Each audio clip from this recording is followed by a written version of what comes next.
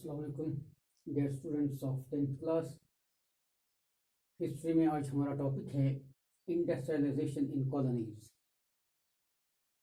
जैसा कि हम जानते हैं कि कल हमने पढ़ा कि इंडस्ट्रियलाइजेशन जब यूरोप में शुरू हुई, पर्टिकुलरली ब्रिटेन में जब शुरू हुई, तो इससे क्या असरात पड़े लेबर क्लास पर, इन लोगों की ज़िंदगियों पर क्या असरात हुए। जब नई टेक्नोलॉजी यूरोप में फैल गई तो इसके असरात क्या हुए। तो हमने देखा कि अक्सर लेबर तबका जो था, अक्सर मजदूर तबका जो था, वो बुरी तरह से मुतासर हुए और उन्होंने इस नई टेक्नोलॉजी को एक राइवल समझा और इसकी रिएक्शन में नए नए ईजादात को, नए नए इन्वेंशंस को इन्होंने अपने लिवलीहुड्स पर, अपने रोजगार पर हमला समझा। और इस तरह से इन्होंने, जैसे कि हमने कल देखा कि वो स्पिनिंग जेनी जो वुलन मिल में इंट्रोड्यूस हो गई थी सबसे पहले, तो उस पर अटैक हुआ, क्योंकि अब तक जो ब्रिटेन में जो औरतें थी वो देहातों में, गाँव में इस वूल को वीव करते थे और अपना रोजगार कमाते थे। तो जब ये स्पिनिंग जेनी आई पहले पहले, तो इन्होंने इसको अपने रोजगार के लिए एक बहुत बड़ा धचका समझा, एक नुकसान समझा और इसको अटैक किया। तो अब हम आज देखते हैं कि आज जो है इंडस्ट्रियलाइजेशन इन कॉलोनीज। अब जब ब्रिटेन में जब अब इंडस्ट्रियलाइजेशन आ गई, अब नई नई इजादात आ गई, और हमने ये भी देखा कि किसी हद तक यूरोप में फिर जो अक्सर मजदूरों का तबका अब यूरोप के शहरों में आ गया था और बहुत मुश्किल से उनको वहाँ काम मिलता था। लेकिन कुछ वक्त के बाद थोड़ा बहुत जब नई टेक्नोलॉजी आ गई तो रोड बिल्डिंग्स हो गई, रोडों की वाइडनिंग हो गई और जो रिवर्स एम्बैंकमेंट हो गई, नई नई चीज़ों की ज़रूरत पड़ी, रेलवेज़ को एक्सटेंड किया गया और इसी तरह से रेलवे स्टेशन बनाई गई, तो जॉब अपॉर्चुनिटीज़ निकली। लेकिन अक्सर जो हम देखते हैं कि ये टेक्नोलॉजी की वजह से बड़ी हद तक आम लोगों की जो रोज़गार है, उनकी ज़िंदगी है, वो मुतासिर ही रही। तो आज हम देखेंगे जब ये इंडस्ट्रियलाइजेशन बढ़ गई, तो चूंकि ये जो ब्रिटिशर्स थे, ये जो यूरोपियन कंट्रीज थे, यहाँ अब ये जो इंडस्ट्रियलाइजेशन आ गई थी, अब यहाँ मास प्रोडक्शन हो जाती थी। अब इन्होंने अपनी कॉलोनीज भी एक्वायर की थी मुल्क के, दुनिया के मुख्तलिफ ममालिकों में, पर्टिकुलरली एशियन कंट्रीज में और इस अफ्रीकन कंट्रीज में।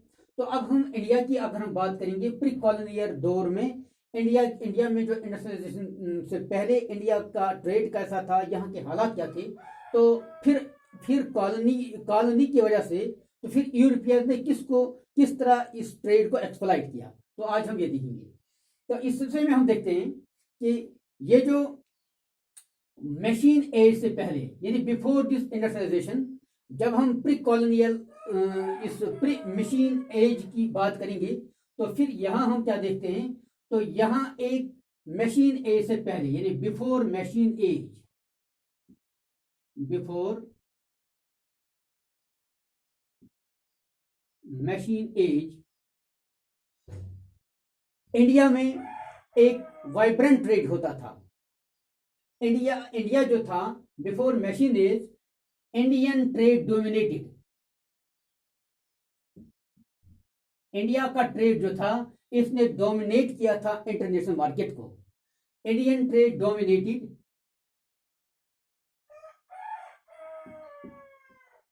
International market.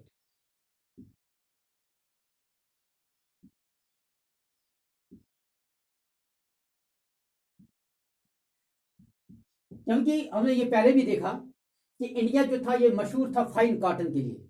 तो इंडिया से जो डिफरेंट कंट्रीज कॉटन प्रोड्यूस करती थी, लेकिन इंडिया का कॉटन जो था ये बहुत ही फाइन ईयर था, यानी fine yarn. Indian cotton was fine yarn as compare to other countries. और यहाँ का सिल्क और कॉटन जो था ये बहुत फाइन ईयर था, और ये वर्ल्ड मार्केट में बहुत इसकी ज्यादा से ज्यादा डिमांड थी। यहां से ये इंडिया से ये निकलता था। तो ये फाइन ईयर कॉटन जो इंडिया से थे ये एक्सपोर्ट होता था वर्ल्ड मार्केट में। तो हम क्या देखते हैं, तो ये इंडियन कॉटन जो था, अब यहाँ ये कॉटन जो था ये ट्रेड होता था। अब यहाँ किस तरह ये ट्रेड होता था ये भी देखना है हमने, कि यहाँ जो थे इनलैंड मर्चेंट्स, इनलैंड यानी इंडिया के अपने मर्चेंट्स जो थे, जो इंडिया में काम करते थे, ये कॉटन अब कैसे, ये काम कैसे होता था। अब ये कॉटन जो है ये देहातों में बनाया जाता था, ये वीव किया जाता था। तो ये इंडियन मर्चेंट्स जो थे,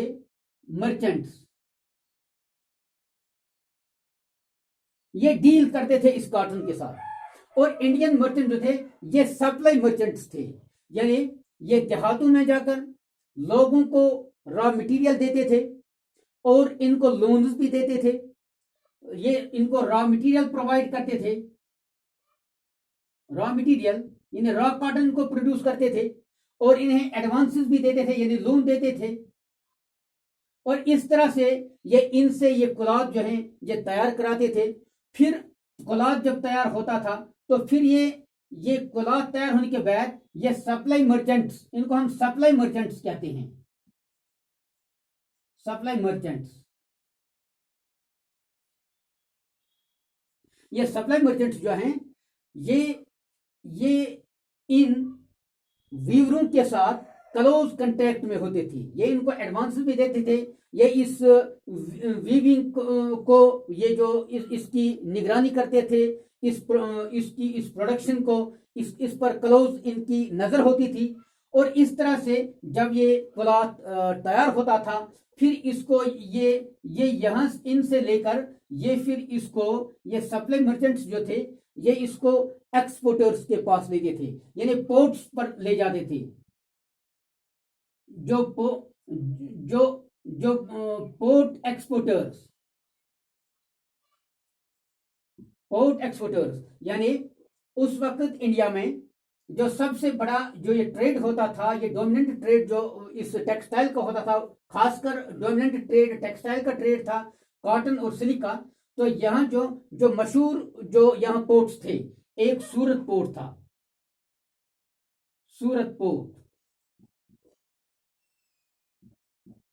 जो था ये बड़ा फेमस पोर्ट था, ये गुजरात कोस्ट पर था,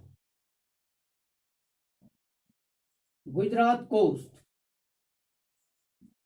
और दूसरा था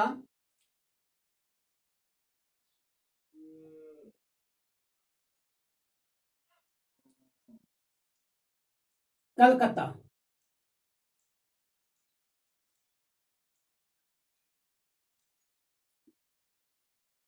Calcutta port.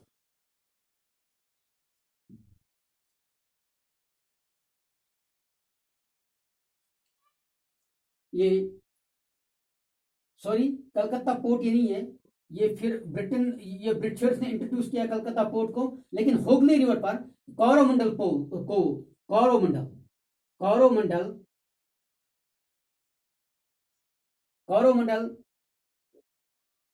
And Hooghly port, Bengal. ये हुगली पोर्ट, सूरत पोर्ट गुजरात कोस्ट पर था, कोरोमंडल कोस्ट और जो हुगली कोस्ट, हुगली रिवर पर जो इसके कोस्ट पर जो था बंगाल में। तो यह हम क्या देखते हैं, ये साउथ एशियन कंट्रीज के साथ Coromandel coast south Asian countries के साथ ये इंडियन ट्रेड को लिंक करता था। तो सूरत पोर्ट जो था ये गल्फ कंट्रीज के साथ लिंक करता था, गल्फ एंड रेड सी, यानी वाइब्रेंट ट्रेड जाता था यहां से इस सूरत पोर्ट। और जो गुजरात कोस्ट पर था ये दूसरे ममालिक के रेड सी पोर्ट्स और गल्फ पोर्ट्स के साथ, यानी दुनिया के दूसरे ममालिक के जो पोर्ट्स हैं उनके साथ, इनके जरिए से ये ट्रेड जाता था दूसरे ममालिक में। इसी तरह कोरोमंडल कोस्ट जो हुगली रिवर बंगाल में है, तो कोरोमंडल कोस्ट और हुगली रिवर पर जो बंगाल कोस्ट है, तो वहां से भी ये ट्रेड जाता था साउथ एशियन कंट्रीज की तरफ। तो इस तरह से हम देखते हैं कि ये जो इंडिया में ये जो टेक्सटाइल का ये जो ट्रेड था, ये बहुत वाइब्रेंट था। तो यहाँ से हम फिर जो ये सप्लाई जो मर्चेंट्स होते थे, ये इन पोर्ट्स तक यहाँ पोर्ट एक्सपोर्टर्स होते थे। जब ये मर्चेंट्स एडवांसेस देकर क्लॉथ को तैयार कराते थे, फिर क्लॉथ इनसे लेते थे, यानी ये विलेजर्स के साथ लिंक करते थे। ये इनलैंड में ये एक लेजान के तौर पर काम करते थे। ये सप्लाई मर्चेंट्स ये लेजान के तौर पर जो विलेज वीवर्स होते थे, उनको एडवांस देकर ये एक्सपोर्ट ये लिंक करते थे विलेज वीवर्स को। और ये जो एक्सपोर्टर्स थे, ये जो मतलब पोर्ट एक्सपोर्टर्स थे, यहां तक सप्लाई मर्चेंट्स के जरिए से ये जो क्लॉथ था ये पहुंचता था, ये सप्लाई पहुंचता था। और इनको हम ये सप्लाई मर्चेंट्स जब यहाँ पहुंचाते थे पोर्ट एक्सपोर्टर्स के पास, ये पोर्ट एक्सपोर्टर्स जो थे, पोर्ट एक्सपोर्टर्स, इनका काम था, यहाँ इनके पास एक ब्रोकर होता था जो यहाँ रेट फिक्स करता था, जो क्लॉथ को देखकर रेट फिक्स करता था और फिर इसको एक्सपोर्ट किया जाता था।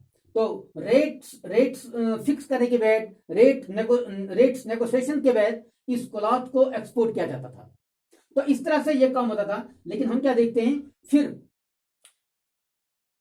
1750 से ये इंडियन ट्रेड जो है, ये इनलैंड ट्रेड का सिलसिला जो था, ये जो बहुत ही वाइब्रेंट ट्रेड चल रहा था, 17 यानी मिड 18th सेंचुरी से ये डिक्लाइन हो गया। इसकी डिक्लाइन की वजह क्या बनी? यानी 1750 में ये इनलैंड ट्रेड, ये मर्चेंट्स के सप्लाई मर्चेंट्स के जरिए से जो एक नेटवर्क बना था सप्लाई मर्चेंट्स के जरिए से, और ये जो पोर्ट एक्सपोर्टर्स के तक ये जो एक चैन बनी थी, इसमें एक डिक्लाइन आता है 1750 से। ये डिक्लाइन की वजह क्या बनी? क्योंकि यूरोपियन कंपनीज का अब इंडिया में आना शुरू हुआ। यानी अब यूरोपियन कंपनीज यहाँ इंट्रोड्यूस हो गई इंडिया में, और नतीजा ये हुआ कि ये ट्रेड जो है इसको डिक्लाइन हो गया। और जब ये यूरोपियन यहाँ आए, यूरोपियन कंपनीज,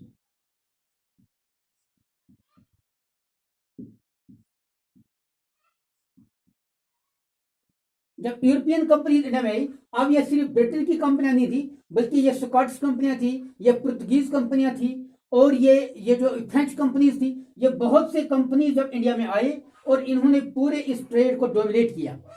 और इन्होंने इस ट्रेड को ऐसे डोमिनेट किया कि हम देखते हैं कि लेट 18th सेंचुरी में, late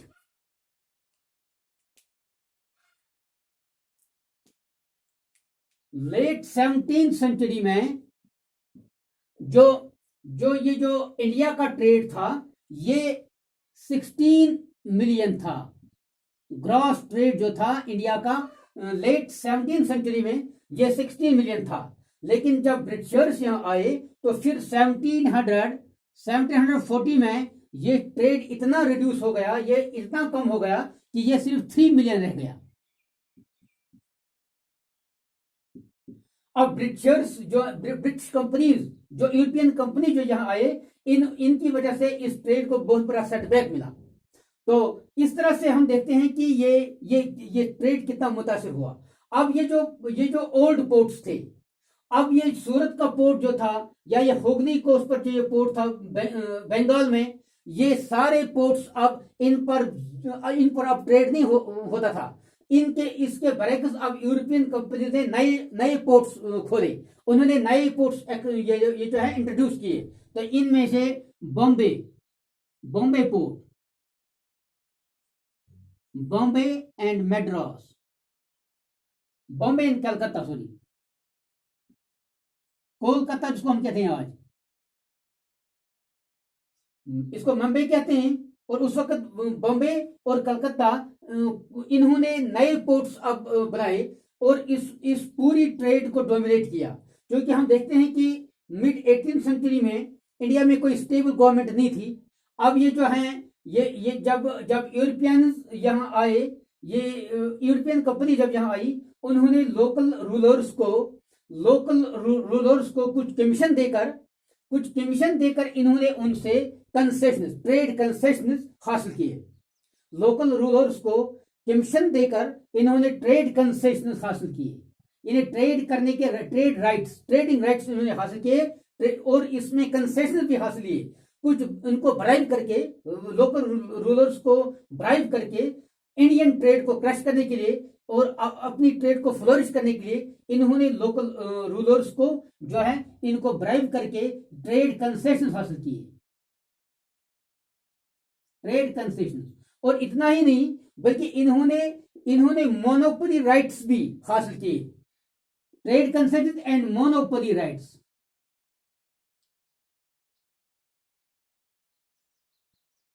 monopoly rights on trade.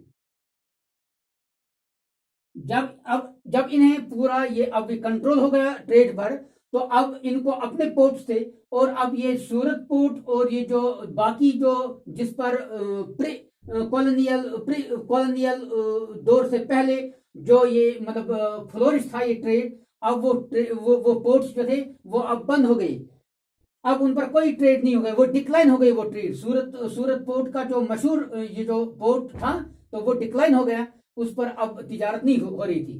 तो अब नए पोर्ट्स इन्होंने बनाए, बम्बई और कलकत्ता। और यहां से हम क्या देखते हैं, अब सारी तिजारत को, सारी ट्रेड को अब यूरोपियन कंपनीज ने कंट्रोल किया और वो ये सारा ट्रेड अब एक्सपोर्ट होता था बम्बई पोर्ट और कलकत्ता पोर्ट के जरिए से। और ये पुराने ट्रेड पोर्ट्स जो थे वो सब अब वो जो न होने के बराबर हो गई।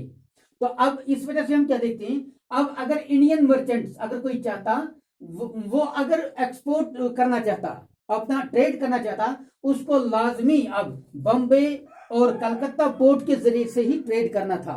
और जिसको शेप किया था, जिस पर कंट्रोल था यूरोपियन इन कंपनीज का, और इनके जरिए से ही उसको भी ट्रेड करना था। इस तरह से हम देखते हैं कि ये जो कॉलोनीज हैं, कैसे इंडियन ट्रेड को ये सबसे पहला इंडिकेटर था।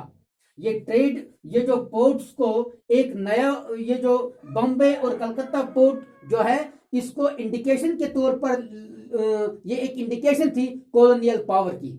यानी ये this shift of ports from Surat port to Bombay and Calcutta port, it was an indication of the colonial power. अब पहले इन्होंने ब्रिटिशर्स ने पहले ट्रेड को ये जो कंट्रोल किया, और इसके बाद फिर इन्होंने अपना ये जो ताकत जो है बढ़ाया, और फिर ईस्ट इंडिया कंपनी के जरिए से इन्होंने अब पूरे इंडिया पर सारा ट्रेड कंट्रोल करके और फिर धीरे धीरे यहाँ हुकूमत अपनी जमाई।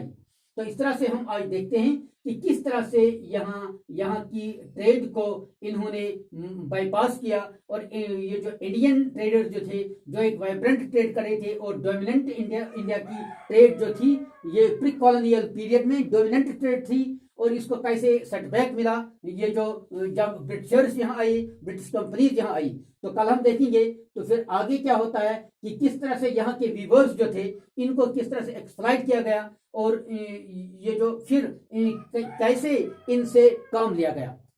तो ये आज के लिए था, तो बाकी इंशाल्लाह कल करेंगे। तो इसलिए आज के लिए काफ़ी है।